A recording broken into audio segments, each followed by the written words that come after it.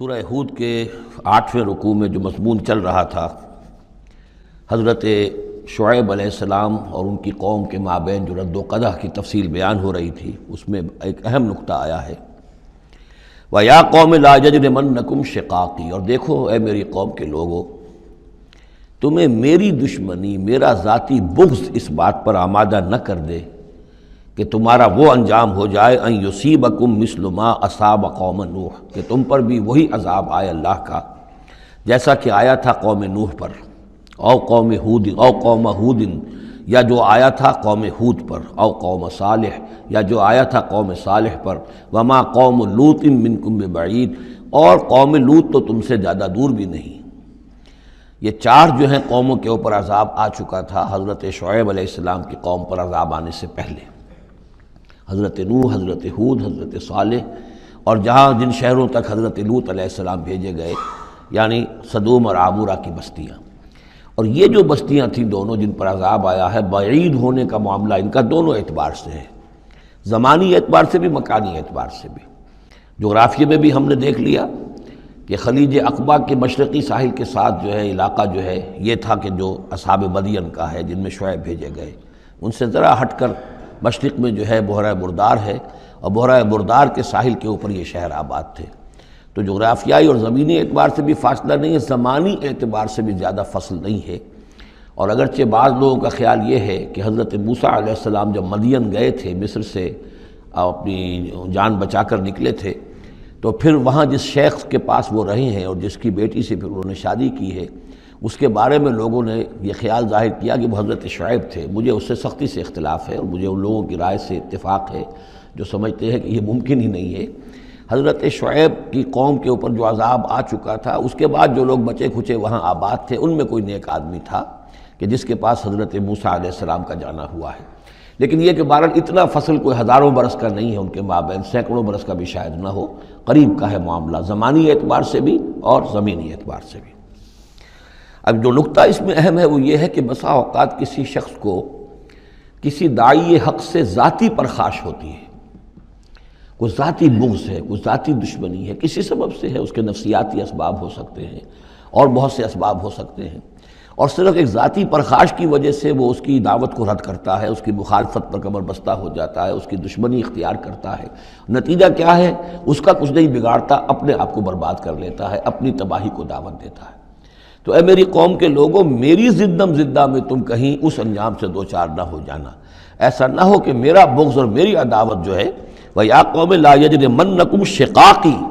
أَن يُصِيبَكُم مِّثْلُ مَا أَصَابَ قَوْمَ نُوحٍ أَوْ قَوْمَ هُودٍ أَوْ قَوْمَ صَالِحٍ وَمَا قَوْمُ لُوطٍ مِّنكُم بِبَعِيدٍ وَاسْتَغْفِرُوا رَبَّكُمْ، اور دیکھو استغفار کرو اپنے رب سے،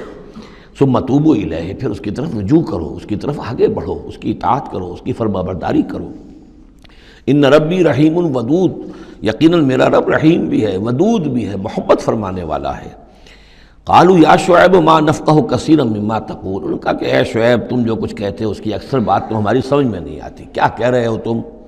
یعنی یہ کہ ذہنوں کے سانچے اتنے بگڑ گئے ہوتے ہیں کہ سیدھی بات ان میں فٹ بیٹھتی نہیں۔ ما نفقہ کثیرا مما تقول وإنا لنراک فینا ضعیفا، ہم تو یہ دیکھ رہے ہیں کہ تم ہمارے اندر کوئی طاقتور آدمی نہیں ہو، کمزور سے آدمی ہو،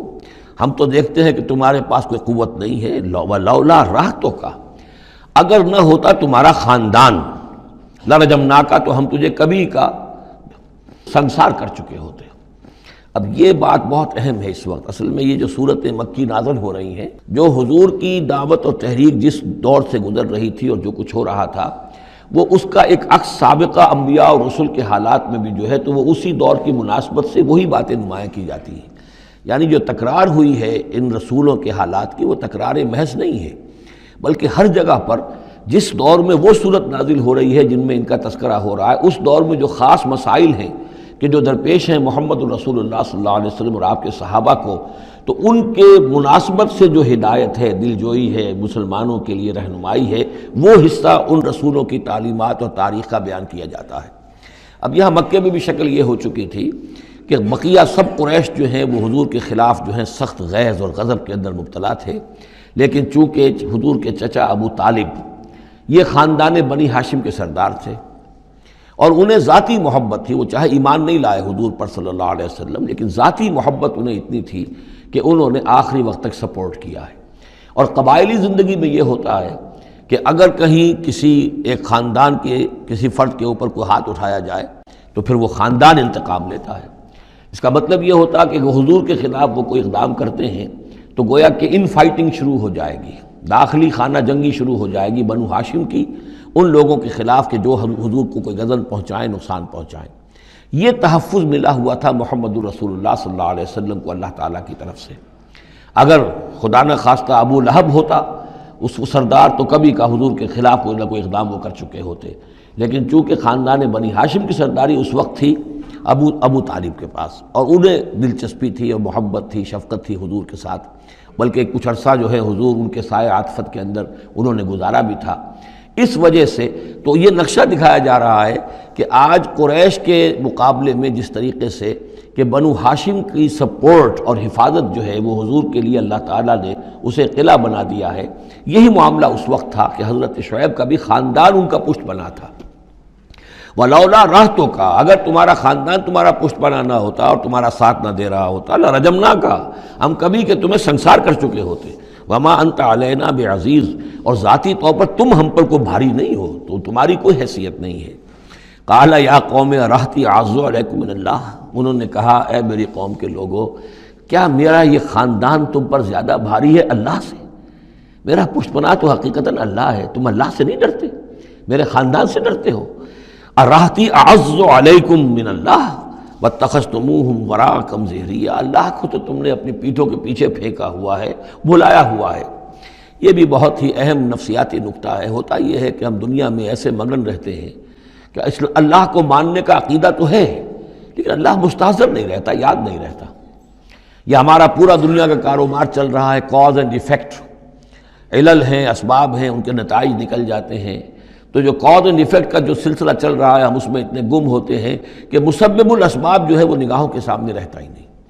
یا یہ کہ ہم اپنے کاموں میں اتنے مشغول ہیں، اپنے کام و دہن کی لذت جو ہے وہی ہمیں جو ہے کوئی مرصد نہیں لینے دیتی، یا یہ کہ بنیادی ضروریات جو ہیں وہی ہمیں جو ہے اب کوئی فارغ نہیں ہونے دیتی، لہذا ہم گم ہو جاتے ہیں۔ کافر کی یہ پہچان کے آفاق میں گم ہے، اور مومن کی یہ پہچان کے گم اس میں ہے آفاق۔ لیکن یہ کافر کا معاملہ کیا ہوتا ہے؟ اللہ کو مانتے تو وہ بھی تھے، مانتے تھے مشرکین مکہ بھی،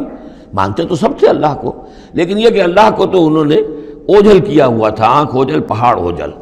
تم اللہ سے نہیں ڈرتے، میرے خاندان سے ڈرتے ہو۔ وَاتَّخَذْتُمُوهُ وَرَاءَكُمْ ظِهْرِيًّا، اللہ کو تو تم نے اپنی پیٹھوں کے پیچھے پھینکا ہوا ہے، یعنی اسے تو نسیم منسیہ کیا ہوا ہے، اس کی طرف تمہارا ذہن ہی نہیں ہے۔ ان ربی بما تعملون محیط، جبکہ میرا رب جو کچھ کہ تم کر رہے ہو اس کا احاطہ کیے ہوئے، تمہارا گھیراؤ کیے ہوئے اللہ، تم اس کی گرفت سے نکل کر نہیں جا سکتے ہو۔ یا قوم اعملوا علی مکانتکم انی عامل، اور اے میری قوم کے لوگوں کرو جو کچھ کر سکتے ہو اپنی جگہ پر، میرے خلاف جو کر سکتے ہو، جو ریشہ دوانیاں کر سکتے ہو، جو اقدام کر سکتے ہو۔ یہ چیلنجنگ انداز جو ہے ان آخری صورتوں میں آپ کو نظر آ رہا ہے، سورہ نام سے چلا آ رہا ہے، اس لیے کہ وہ کشاکش جو تھی حق و باطل کی وہ اس انتہا کو پہنچ چکی تھی کہ اب حضور صلی اللہ علیہ وسلم کی طبیعت کے اندر بھی وہ بیزاری پیدا ہو چکی تھی۔ اب جو کچھ تم کر سکتے ہو کر لو، انی عامل، اپنا سا جو میں کر سکتا ہوں میں کر رہا ہوں، جو کوشش مجھ سے بن آ رہی ہے میں کر رہا ہوں۔ سوف تعلمون، ان قریب تم جان لو گے، من یاتی ہے عذاب یخزیہ، کون ہے وہ جس پر وہ عذاب آئے گا جو اسے رسوا کر دے گا، ومن ہوا کاذب، اور کون ہے وہ جو جھوٹا ہے، میں جھوٹا ہوں یا تم جھوٹے ہو۔ وارتقبوا انی معکم رقیب، تاکتے رہو، انتظار کرو، میں بھی تمہارے ساتھ اب تاک رہا ہوں، منتظر ہوں۔ ولما جاء امرنا، جب ہمارا حکم آ گیا، نجینا شعیبا، ہم نے نجات دے دی شعیب کو، والذین آمنوا معہ، اور ان کو کہ جو اس کے ساتھ ایمان لائے تھے، برحمت منا، اپنی جانب سے رحمت کے ذریعے، واخذت الذین ظلموا الصیحۃ، اور جو یہ ظالم تھے، گناہ گار تھے، مشرک تھے اور کافر تھے، انہیں آ پکڑا ایک بہت بڑی کڑک نے، فاصبحوا فی دیارہم جاثمین، تو وہ اپنے اپنے گھروں میں اور اپنے ولاز میں اور اپنی کوٹھیوں میں، اپنی حویلیوں میں اوندھے پڑے رہ گئے۔ کأن لم یغنوا فیہا، ایسے ہو گئے جیسے وہ کہیں آباد تھے ہی نہیں۔ الا بعدا لمدین، آگاہ ہو جاؤ، پھٹکار ہے مدین پر، کما بعدت ثمود، جیسے کہ ثمود پر پھٹکار ہوئی۔ وَلَقَدْ أَرْسَلْنَا مُوسَىٰ بِآيَاتِنَا، میں نے عرض کیا تھا کہ اس سورہ مبارکہ میں حضرت موسیٰ کا بس ذکر آئے گا تھوڑا سا جو آ رہا ہے اب، ورنہ یہ 6 رکوع ختم ہوئے انبیاء و رسل کے، ان میں سے 2 رکوع جو تھے وہ حضرت نوح علیہ السلام کے حالات پر مشتمل تھے، اور باقی سب کے لیے ایک رکوع آیا ہے۔ وَلَقَدْ أَرْسَلْنَا مُوسَىٰ بِآيَاتِنَا وَسُلْطَانٍ مُّبِينٍ إِلَىٰ فِرْعَوْنَ وَمَلَئِهِ، اور ہم نے بھیجا موسیٰ کو اپنی آیات کے ساتھ اور واضح سند دے کر فرعون اور اس کے سرداروں کے پاس، فَاتَّبَعُوا أَمْرَ فرعون، لیکن ان بدبختوں نے فرعون ہی کی پیروی کی، اسی کے حکم کو مانا، اسی کی بات پر چلے۔ وما امر فرعون برشید، حالانکہ وہ فرعون کا معاملہ جو ہے وہ کوئی کامیابی والی راہ نہیں تھی، ہدایت والی راہ نہیں تھی۔ یقدم قومہ یوم القیامہ، اب قیامت کے دن وہ آئے گا آگے آگے چلتا ہوا، اپنی قوم کی قیادت کرتے ہوئے آئے گا، آگے آگے آئے گا۔ یوم القیامت، پیچھے پیچھے اس کی قوم آ رہی ہوگی، فَأَوْرَدَهُمُ النَّارَ، اور پھر وہ لا کر آگ کے گھاٹ پر انہیں اتار دے گا، جہنم تک پہنچا دے گا۔ وَبِئْسَ الْوِرْدُ الْمَوْرُودُ، اور وہ بہت ہی برا گھاٹ ہے جس پر اترا جائے۔ جیسے کوئی پانی پینے کے لیے جانور آتے ہیں، ان کا کوئی سردار جو ہے وہ آگے آگے آ رہا ہو، سب گھاٹ پر وہ اپنے پھر پورے قافلے کو لے آتا ہے، اسی طریقے سے یہ جہنم کے گھاٹ پر، اس آگ کے گھاٹ پر لا اتارے گا فرعون اپنی قوم کو۔ وَأُتْبِعُوا فِي هَٰذِهِ لَعْنَةً، اور اس دنیا میں بھی ان پر لعنت جو ہے ان کے پیچھے لگا دی گئی۔ وَيَوْمَ الْقِيَامَةِ، اور قیامت کے دن بھی، بِئْسَ الرِّفْدُ الْمَرْفُودُ، برا ہے وہ انعام جو ان کو ملنے والا ہے۔ ذَلِكَ مِنْ أَنبَاءِ الْقُرَىٰ، یہ ہیں ان بڑی بڑی بستیوں اور بڑے ملکوں کے اہم خبریں، نقصها علیک، جو کہ ہم آپ کو سنا رہے ہیں، بیان کر رہے ہیں آپ پر۔ منہا قائم و حسید، ان میں سے ایسی بھی ہیں جو ابھی قائم ہیں، موجود ہیں، اور ایسی بھی ہیں کہ جو بالکل ختم ہو گئی، معدوم ہو گئی۔ حسید کا لفظ اصل میں آتا ہے کھیتی کے لیے، جب کہ فصل کاٹ دی جائے، فصل کٹ گئی ہو تو جو منظر نظر آتا ہے وہاں پر جو ویرانی ہوتی ہے۔ تو بعض مقامات تو ایسے ہیں جہاں یہ قومیں آباد تھیں تو اب ان کا نام و نشان تک نہیں رہا، جیسے کہ قوم عاد کہاں تھی، اب ان کا نام و نشان نہیں، اگرچہ ابھی حال ہی میں سیٹلائٹ کے ذریعے سے ان کا جو شہر ہے اور شداد کی جو جنت تھی اس کے آثار مل گئے ہیں، لیکن یہ کہ وہ زیر زمین ہے، سطح زمین کے اوپر ان کا کوئی نام و نشان نہیں۔ لیکن یہ کہ جیسے سمود کے مسکن جو ہے وہ بھی موجود ہیں، منہا قائم و حسید۔ وَمَا ظَلَمْنَاهُمْ وَلَٰكِنْ ظَلَمُوا أَنفُسَهُمْ، اور ہم نے ان پر کوئی ظلم نہیں کیا، انہوں نے اپنی جانوں پر خود ظلم ڈھایا۔ فَمَا أَغْنَتْ عَنْهُمْ آلِهَتُهُمُ الَّتِي يَدْعُونَ مِن دُونِ اللَّهِ، تو کچھ کام نہ آ سکے اور کچھ بچا نہ سکے انہیں ان کے وہ آلہہ، وہ معبود کہ جنہیں وہ پکارا کرتے تھے اللہ کے سوا، من شیء، کچھ بھی، لما جاء امر ربک، جب تیرے رب کا حکم آ گیا، وما زادوہم غیر تتبیب، اور انہوں نے کچھ اضافہ نہیں کیا ان کے حق میں مگر تباہی اور بربادی کا۔ وَكَذَلِكَ أَخْذُ رَبِّكَ إِذَا أَخَذَ الْقُرَىٰ، اور ایسے ہی ہوتی ہے پکڑ آپ کے رب کی اے نبی جب وہ پکڑتا ہے بستیوں کو، وَهِيَ ظَالِمَةٌ، جبکہ وہ ظالم ہوتی ہیں، گناہ گار ہوتی ہیں، ان میں گناہ کا اور معصیت کا عام چلن ہو جاتا ہے۔ إِنَّ أَخْذَهُ عَلِيمٌ شدید، یقیناً اس کی پکڑ جو ہے وہ بڑی دردناک بھی ہے، بڑی سخت ہے، جیسے کہ آخری پارے میں إِنَّ بَطْشَ رَبِّكَ لَشَدِيدٌ۔ ان فی ذلک لآیۃ لمن خاف عذاب الآخرہ، یقیناً اس میں نشانی ہے ان کے لیے کہ جو آخرت کے عذاب سے ڈرتے ہوں۔ ذالک یوم مجموع لہ الناس، وہ دن ہے کہ جس کے لیے لوگوں کو لامحالہ جمع کیا جائے گا۔ وذالک یوم مشہود، اور وہ دن ہے پیشی کا، سب کو پیش ہونا ہے۔ وما نؤخرہ الی اجل معدود، اور ہم اسے ایک وقت معین تک کے لیے مؤخر کیے ہوئے ہیں، ایک وقت معین ہے اس کا، معدود ہے، گنتی کی گئی ہے اس کی، یہ نہیں ہے کہ کبھی نہیں آئے گا، آئے گا وہ دن۔ یوم یاتے، جس دن جب کہ وہ دن آ جائے گا، لا تکلم نفس الا باذنہ، کوئی ذی نفس زبان نہیں کھول سکے گا مگر اللہ کے اذن سے۔ فمنہم شقی و سعید، تو انسانوں میں سے شقی بھی ہوں گے، بدبخت بھی ہوں گے، سعید بھی ہوں گے، نیک بخت ہوں گے۔ فاما الذین شقوا، تو وہ لوگ کہ جو بدبخت ہیں، ففی النار لہم فیہا زفیر و شہیق، وہ آگ میں ہوں گے جس میں ان کو وہاں چیخنا چلانا ہے، دھاڑنا ہے اپنے درد سے، کرب سے۔ خالدین فیہا، اس میں وہ ہمیشہ ہمیشہ رہیں گے، ما دامت السماوات والارض، جب تک کہ رہیں آسمان اور زمین، الا ما شاء ربک، سوائے اس کے کہ جو چاہے تیرا رب۔ یہ ذرا مشکلات القرآن میں سے یہ مقام ہے، یہ واحد مقام ہے کہ جہاں خالدین فیہا ابدا یا خالدین فیہا، اس میں کچھ استثناءات بھی آئی ہیں کہ کب تک یہ رہے گا، جہنم کب تک رہے گی، ما دامت السماوات والارض، جب تک آسمان اور زمین رہیں۔ اب اس سے مراد ابدیت بھی ہو سکتی ہے، اور اس میں کوئی اشارہ بھی ہو سکتا ہے کہ شاید کبھی کوئی وقت آئے کہ یہ جو آسمان اور زمین کی ایک تخلیق اللہ نے کی ہے، یہ ایک خاص اس کا نظام ہے، ایک وقت میں آ کر یہ نظام بدل جائے، پھر کوئی اور آسمان کوئی اور زمین تخلیق فرمائے۔ بہرحال اس وقت تک جب تک کہ یہ آسمان اور زمین باقی رہیں گے تو یہ جو جہنمی لوگ جو ہیں وہ جہنم میں رہیں گے۔ اس میں بھی ایک استثناء الا ما شاء ربک، اللہ کا اختیار ہے، اگر کسی کو چاہے اس میں سے نکالنا تو اس کا اختیار مطلق ہے۔ جیسا کہ ہم نے عرض کیا، کئی دفعہ عرض کیا ہے کہ جیسے اہل سنت کے نزدیک اللہ تعالیٰ کے بارے میں ہم یہ نہیں کہہ سکتے کہ وہ اس پر عدل کرنا واجب ہے، لیکن یہ کہ وہ عدل کرے گا۔ اسی طریقے سے یہ بات کہ اللہ تعالیٰ کا اختیار مطلق ہے، وہ کسی کو چاہے تو نکال لے، لیکن ہم یہ جانتے ہیں کہ کفار کے لیے یہ جہنم جو ہے وہ ابدی ہے، اللہ نکالے گا نہیں، واللہ عالم۔ ان ربک فعال لما یرید، یقیناً آپ کا رب جو ہے جو ارادہ کر لے اس کو کر گزرنے والا ہے۔ واما الذین سعدوا، اور جو لوگ نیک بخت ثابت ہوں گے، ففی الجنۃ خالدین فیہا، اور وہ جنت میں رہیں گے ہمیشہ ہمیش، ما دامت السماوات والارض، جب تک رہیں آسمان اور زمین، الا ما شاء ربک، سوائے اس کے کہ جو آپ کا رب چاہے، عطاء غیر مجذوذ، اور یہ جو بخشش ہے یہ بے انتہا ہوگی، اس کا خاتمہ کبھی نہیں ہوگا۔ یہ اضافی لفظ جنت کے لیے آ رہا ہے کہ جو دوزخ کے لیے نہیں آیا۔ یہ جو ذرا سا باریک فرق ہوتا ہے، پھر اس سے بڑے فلسفیانہ نکتے نکلتے ہیں، اس سے پھر محققین نے، علماء نے جو ہیں پھر بہت سے دلائل استدلال کیے ہیں۔ چنانچہ حافظ ابن تیمیہ رحمہ اللہ اور شیخ ابن عربی دونوں کی ایک رائے ہے جو اہل سنت کا جو عام اجماعی عقیدہ ہے اس سے مختلف ہے۔ اہل سنت کا اجماعی عقیدہ یہ ہے کہ جنت اور دوزخ دونوں ابدی ہیں، ہمیشہ ہمیشہ ہمیشہ ہمیشہ، کوئی اختتام نہیں ہے نہ جنت کا نہ دوزخ کا۔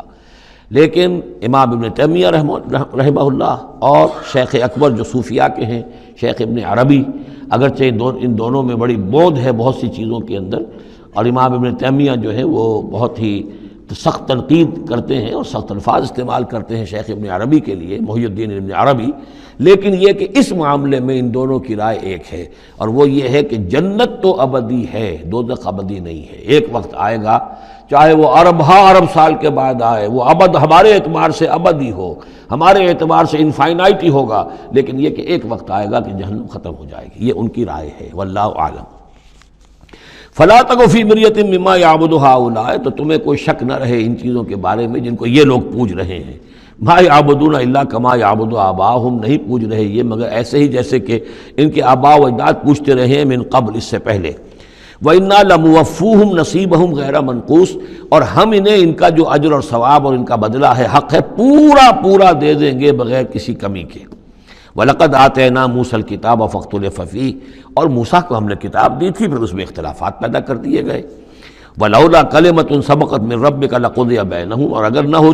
ہوتی ایک بات تیرے رب کی پہلے ہی سے طے، یعنی ایک مدت اور جو ہے اللہ کی طرف سے معین ہے، تو ان کے مابین فیصلہ کر دیا جاتا۔ وَإِنَّهُمْ لَفِي شَكٍّ مِّنْهُ مُرِيبٍ، اور اب تو حقیقت میں یہ لوگ جو ہے وہ تورات، اس کتاب کے بارے میں کچھ شکوک و شبہات میں مبتلا ہو گئے۔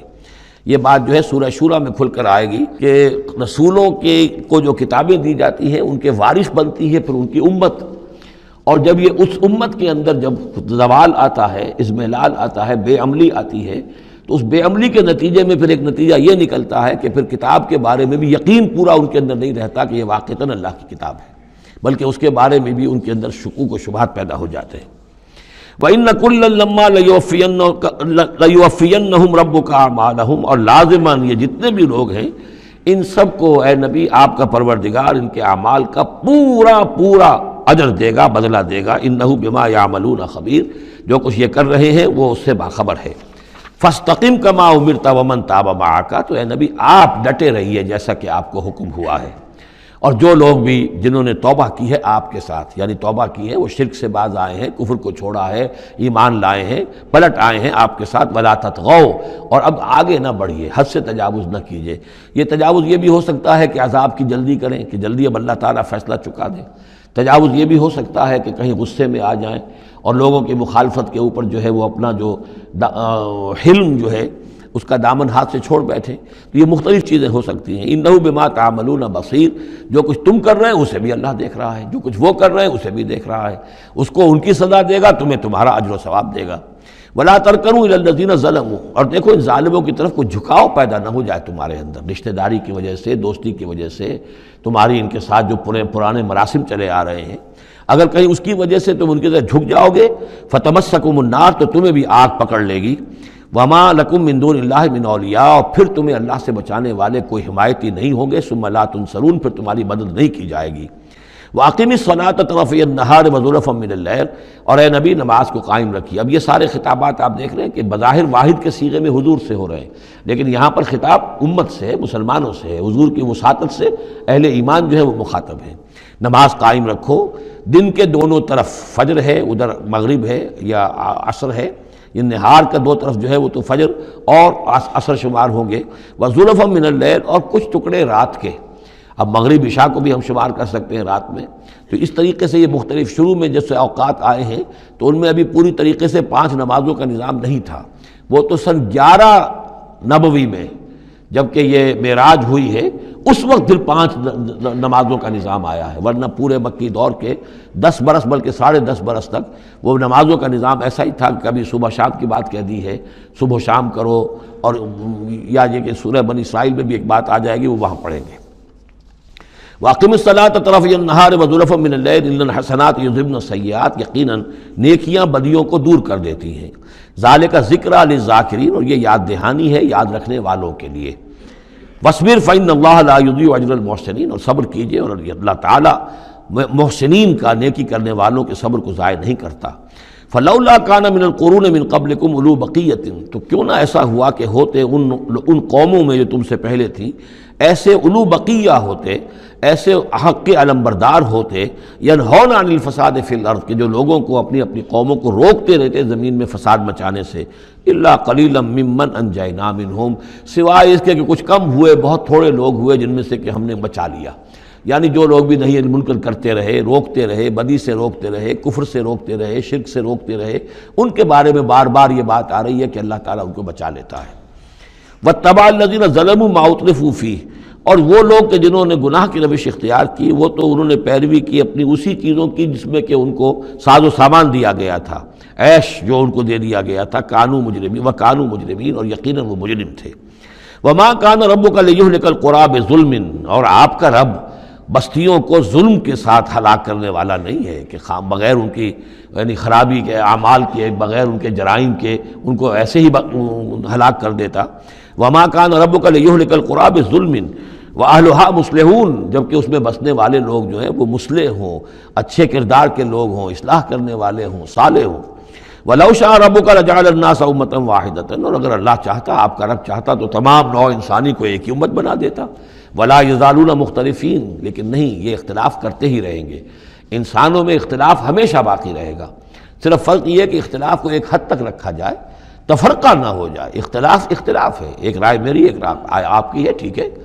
آپ کی رائے، آپ کے پاس یہ دلائل ہیں، آپ کا دل اس پر ٹھک گیا ہے، آپ اس پر عمل کیجئے۔ میرے پاس یہ دلیل ہے، میرا دل اس پر ٹھکتا ہے، میں اس حدیث کو زیادہ قوی سمجھتا ہوں، آپ نے اس کو زیادہ جو ہے مضبوط سمجھا ہے، کوئی حرج نہیں۔ میں بھی قرآن و سنت سے استدلال کر رہا ہوں، آپ بھی قرآن و سنت سے استدلال کر رہے ہیں۔ امام ابو حنیفہ نے بھی کیا ہے تو وہیں سے استدلال کیا ہے، امام شافعی نے بھی کیا، تو اختلاف ہے۔ تفرقہ نہ ہو کہ تم اور، من دیگرم تو دیگری، میں اور ہوں تم اور ہو، یہ تفرقہ جو ہے وہ کفر ہے۔ لیکن اختلاف لا یزالون مختلفین، وہ تو یہ ہے کہ گلہائے رنگا رنگ سے ہے رونق چمن، اے ذوق جہاں کو ہے زیب اختلاف سے۔ اختلاف جو ہے منوٹنی اگر دنیا میں ہو تو طبیعت انسان کی اکتا جائے، یہاں تو یہ کہ رنگا رنگی ہو، تنوع ہو، تو اس سے ہی انسان جو یہاں کی جو زیبائش ہے اور رونقیں ہیں۔ ولا یزالون مختلفین الا من رحم ربک، سوائے اس کے کہ جس پر تیرا رب رحم فرما دے۔ ولذالک خلقہم، اللہ نے بنایا ہی اسی حساب سے ہے ان کو۔ دو افراد کے مزاج ایک نہیں ہے، دو افراد کے انگوٹھوں کی وہ یہ نشان ایک نہیں، لکیریں ایک جیسی نہیں ہیں، ان دو انسانوں کی شکلیں ایک جیسی نہیں ہیں، یہ تو اللہ تعالیٰ نے بنایا ہے تخلیق کے اندر۔ اب جینز کسی کے کچھ ہیں، کسی کے کچھ ہیں، کسی میں کچھ جو ہے اور اثرات آ رہے ہیں، کسی میں کسی اور طرح کے اثرات آ رہے ہیں۔ الناس کالمعادن، اور یہ تمام انسان بھی معدنیات کی طرح ہیں، تو اس طرح ہی اللہ تعالیٰ نے جو پیدا کیا ہے وہ ایک جیسی شے تو نہیں پیدا کی۔ وَتَمَّتْ كَلِمَةُ رَبِّكَ لَأَمْلَأَنَّ جَهَنَّمَ مِنَ الْجِنَّةِ وَالنَّاسِ أَجْمَعِينَ، اور تیرے رب کی یہ بات پوری ہو کر رہے گی کہ میں پر کر کے رہوں گا جہنم کو جنوں سے اور انسانوں سے، سب سے۔ یعنی اس نے جنت بنائی ہے، اس کو بھی اس نے آباد کرنا ہے اہل حق کے ذریعے سے، جہنم بھی تو بنا رکھی ہے، اس کا ایندھن بھی اسے درکار ہے۔ تو اس دنیا کے اندر جو کفار ہیں، مشرکین ہیں، گناہ گار ہیں، جو عیاشیاں کر رہے ہیں، بدماش ہیں اور جو ظالم ہیں، یہ ظاہر بات ہے کہ جہنم کے لیے ایندھن ہے جو اللہ نے فراہم کیا ہے۔ وَكُلًّا نَقُصُّ عَلَيْكَ مِنْ أَنْبَاءِ الرُّسُلِ، اب یہ وہ اصطلاح آ گئی جس کا میں بار بار ذکر کر رہا تھا، انباء الرسل. اور یہ سب چیزیں جو ہم بیان کر رہے ہیں محمد آپ پر،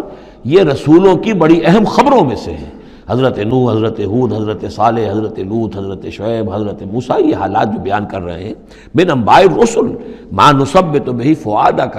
اور یہ اس لیے تاکہ اس کے ذریعے سے آپ کے دل کو جما دیں، مضبوطی دیں. یعنی جو کچھ آپ پر اور آپ کے ساتھی اہل ایمان پر آج بیت رہی ہے یہ کوئی نئی بات نہیں ہے، ہمیشہ یہی ہوا ہے. ہمارے رسول جب بھی آئے ایسی مخالفت ہوئی ہے، اسی طرح کی انہوں نے مشقتیں جھیلی ہیں. حضرت شعیب کو بھی یہی کہا گیا کہ اگر تمہارا خاندان نہ ہوتا تو ہم کبھی کہ تمہیں جو ہلاک کر چکے ہوتے. تو اگر اسی صورت سے آ جائے محمد صلی اللہ علیہ وسلم آپ دو چار ہیں تو یہ کوئی نئی بات نہیں ہے، یہ تو گویا کہ اس راستے کے یہ تو لازمی جو ہیں اس کے حالات ہیں. تو اس سے یہ کہ دل کو تثبیت ہوتی ہے کہ بالآخر کامیاب کون ہوا،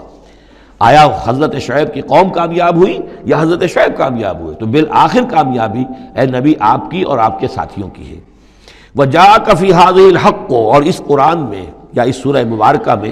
آپ کے پاس حق آ گیا ہے. وَمَوْعِظَةٌ، اور نصیحت آ گئی ہے، وَذِكْرَىٰ، اور یاد دہانی آ گئی ہے، لِلْمُؤْمِنِينَ، اہل ایمان کے لیے. وَقُلْ لِلَّذِينَ لَا يُؤْمِنُونَ، اور کہہ دیجئے ان لوگوں سے جو ایمان نہیں رکھتے، اعملوا علی مکانتکم، کر لو اپنے مقام پر جو کچھ کر سکتے ہو. اب کوئی اختلاف، کوئی بھی اپنا دقیقہ فروگزاشت نہ رکھو، میری مخالفت میں میری جو بھی تم دشمنی میں کر سکتے کر گزرو. انا عاملون، ہم بھی اب کر رہے ہیں جو کچھ ہم کر سکتے ہیں. وانتظروا انا منتظرون، تم بھی انتظار کرو کہ اللہ تعالیٰ کیا فیصلہ سناتا ہے اور آخری بات کیا آتی ہے، اور ہم بھی منتظر ہیں. وَلِلَّهِ غیب السماوات والارض، اور اللہ ہی کے لیے ہے آسمانوں اور زمین کا تمام چھپی باتیں اور تمام چھپے خزانے. وَإِلَيْهِ يُرْجَعُ الْأَمْرُ كُلُّهُ، اور کل کا کل معاملہ بالآخر اسی کی جانب لوٹا دیا جائے گا. فَاعْبُدْهُ، بس اسی کی بندگی اور پرستش کیجئے. وَتَوَكَّلْ عَلَيْهِ، اور اسی پر توکل کیجئے، آپ کا اعتماد اور بھروسہ اسی کی ذات پر ہو. وَمَا رَبُّكَ بِغَافِلٍ عَمَّا تَعْمَلُونَ، اور یقیناً آپ کا رب غافل نہیں ہے اس سے کہ جو آپ کر رہے ہیں. یہاں اللہ کے فضل و کرم سے سورہ ہود مکمل ہوئی.